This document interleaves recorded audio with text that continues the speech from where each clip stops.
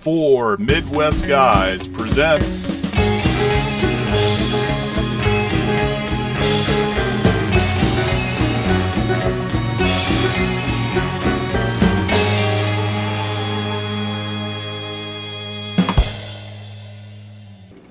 Hello everybody and welcome back to The Race Is On, and we are just days away from the big Oscar night itself. Who is going to win? What could be the upsets? And are there going to be any surprises? Well, here I am again to go through all of the nominees and think about what I think is going to win. This is based on just some general consensus, based on a bunch of guild and critic response, and just kind of like what the general atmosphere kind of feels like in Hollywood right now, based on a lot of interviews and reports, and just kind of what's being campaigned right now and what's currently sitting at the biggest right now. So we're going to look at it kind of the way we did last time when I was predicting what was going to get nominated. I'm going to break it down by 3 episodes and just go category by category and give what I think is going to be the winner in each of them. So we're going to start with Best Animated Film. Now, it was a big shock when Frozen 2 didn't get nominated, but we're not going to dwell on that because there really doesn't seem to be that clear of a winner right now. Toy Story 4 would seem like the easiest choice to win here, but I'm actually thinking when they announced that Klaus was the hidden win, was the unexpected nominee in the bunch, everyone just kind of went, what was this movie?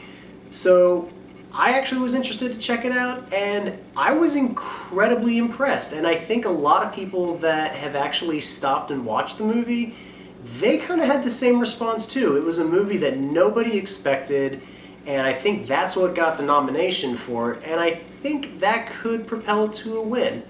I think Klaus is going to be your winner because it's not a sequel, and I can't see Missing Link winning the Oscar for some reason. Like they've awarded stop motion in the past before, but Missing Link is just kind of not that memorable of a film.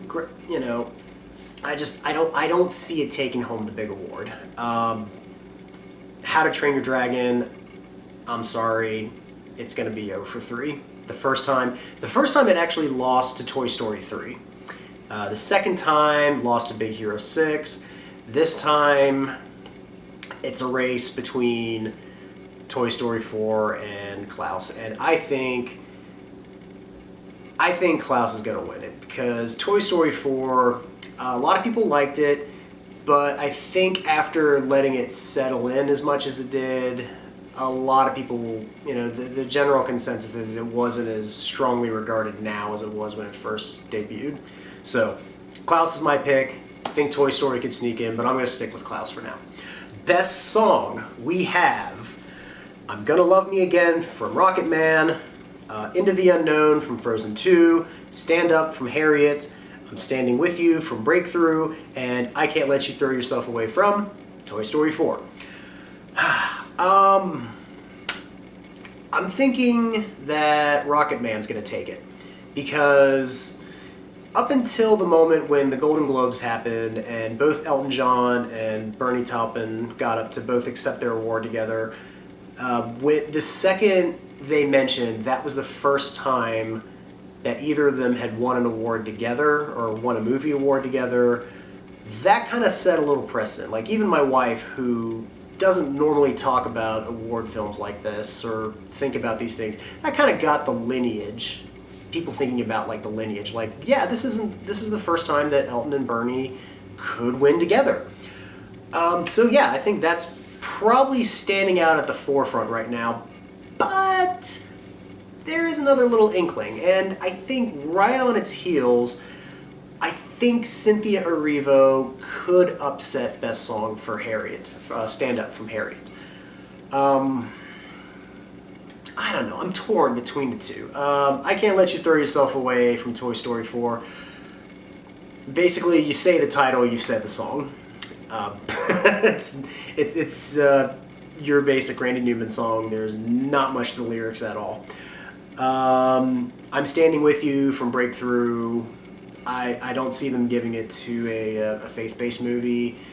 Despite the fact that I found it out after the nominations were released, the fact that Diane Warren was the songwriter. So, again, she's going to go home empty-handed. She's going to be like, what, 0 for 9, 0 for 10 now? But Into the Unknown, people like it, but it hasn't quite caught on to the lexicon that way that, what was it? The way that Let It Go did. So, yeah. Oh, I know I said I'm Gonna Love Me Again from Rocket Man. I'm thinking the Academy's gonna try to save face with all their Oscars so white and everything, backlash that they got when they announced the nominations. This could be a chance for them to save face and give it to Stand Up from Harriet. So I'm gonna call Stand Up from Harriet, though I'm like right on the edge with I'm Gonna Love Me Again from Rocket Man. Best score. You got Joker, 1917, Marriage Story, Little Women, and Star Wars The Rise of Skywalker. Well, Star Wars The Rise of Skywalker is not going to win. They wanted to nominate John Williams. John Williams, I mean, no matter what you thought of the movie, everybody will always say John Williams did a fantastic score. And he really did. He deserves a nomination. Arguably, it's the best thing about the movie. So, but it's not strong enough to win here. Same with Little Women. Andre Desplat, he's constantly nominated every year for score. He's won twice. I don't see him winning for Little Women. I'm doing the ums again a lot, so I apologize. So it brings us to 1917 and Marriage Story. We have Thomas Newman's score of 1917 versus Randy Newman's score from Marriage Story. Randy Newman's score was good. It may have been a bit too simple for most, but I think it actually worked the emotional effect of Marriage Story. So I think credit's got to be given to Randy Newman, but I don't see him winning here either. It's going to be between Thomas Newman for 1917 and, my God, I really need to learn this lady's name, Hildur, whatever her last name is, for Joker. This is tough. Joker could win here. Joker's got a really strong chance of winning. It won the Golden Globe. It also won the Broadcast Film Critics Awards, I believe. So, but two things here.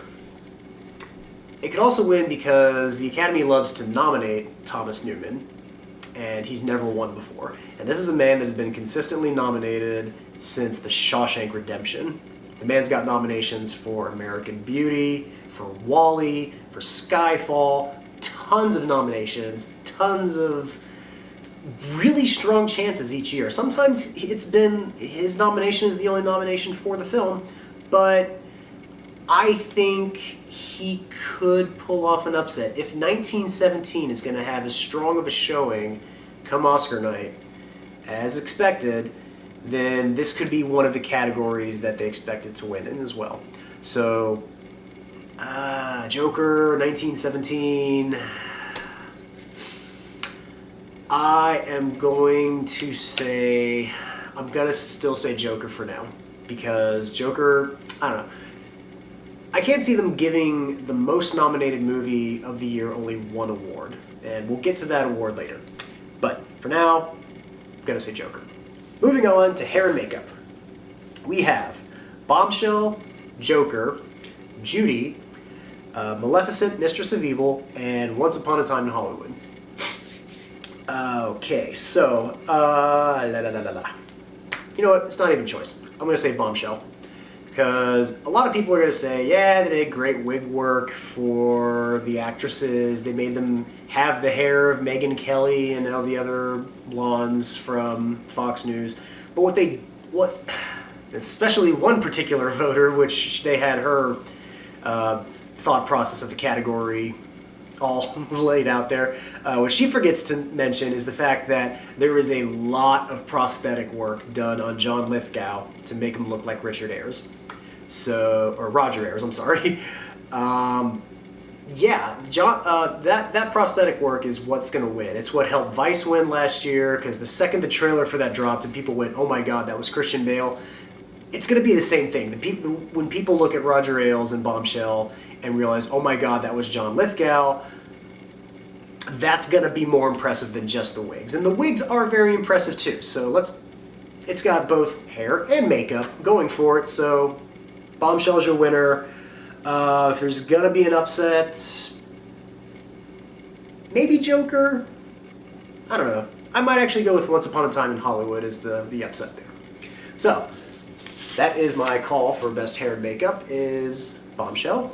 Which brings me to a very difficult one to predict. Visual effects. So, normally you'd think the most effects or the biggest effects are going to win, but Avengers Endgame and Star Wars Rise of Skywalker, I think, actually have the smallest amount of chance of winning here. Because when the visual effects awards came out, Star Wars only got one, and it was like outstanding photorealistic environment generated. But what it lost all of the big ones to were The Lion King, which is also nominated. So it's going to come down to...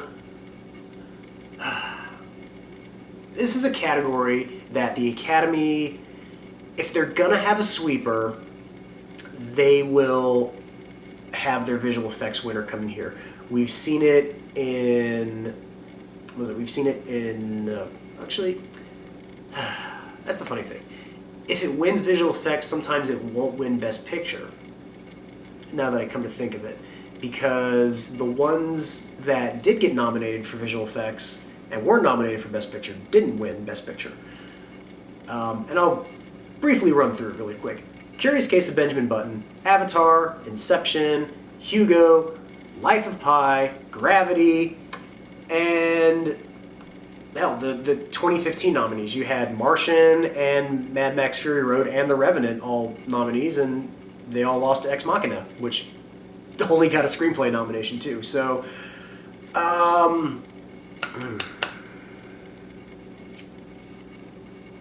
there's a three-way race here, I think.